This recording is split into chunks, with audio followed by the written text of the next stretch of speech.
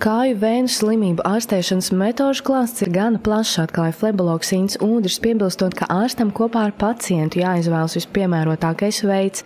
Dati liecina, ka ar hronisku vēnu mazspēju sirgs aptuveni trešdaļa Latvijas iedzīvotāji, savukārt ar vēnu varikozi slimo 26% sieviešu un 29% vīriešu. Ūdrs norāda, ka kāju vēnu operācijas laikā tiek izmantots kāds jauninājums, un tā ir dubultā atsāpināšana.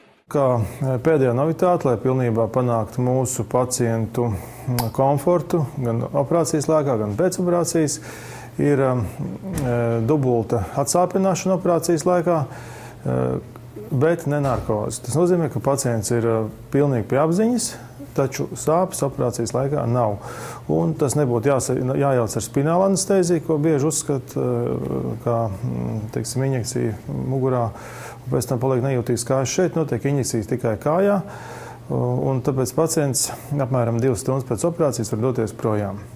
To, ka dubultai atsāpināšanai salīdzinot ar vispārējo anestēziju ir vairākas priekšrocības, apliecina arī aktieris Ivars Puga, kuram veikta kāju vēnu operācija. Viņš atzīst, ka tās laikā nav jutis nec diskomfortu, nec arī sāpes. Tā bija jautrāka operācija manā mūžā. Tādā, ka līdz šim man bijušas operācijas ar pilno narkozi un tomēr tāda nopietna tā gatavošanās operācijai un tā, ka es jūtu, ka būs tā nopietni, bet te bija tā, te bija interesanti, ja par operāciju tā var teikt, ja.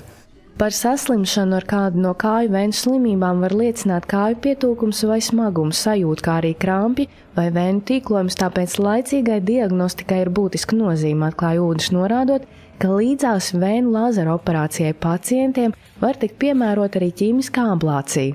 Otra novitāte ir vēnu ķīmiskā ablācija, kas ir pēc tehnoloģijas līdzīga lāzera metodei, tikai šeit tiek izmantots ķīmisks aģents lāzergaismas vietā, un metode ir apmēram 2 reizes lētāka nekā vēnu lāzera operācija.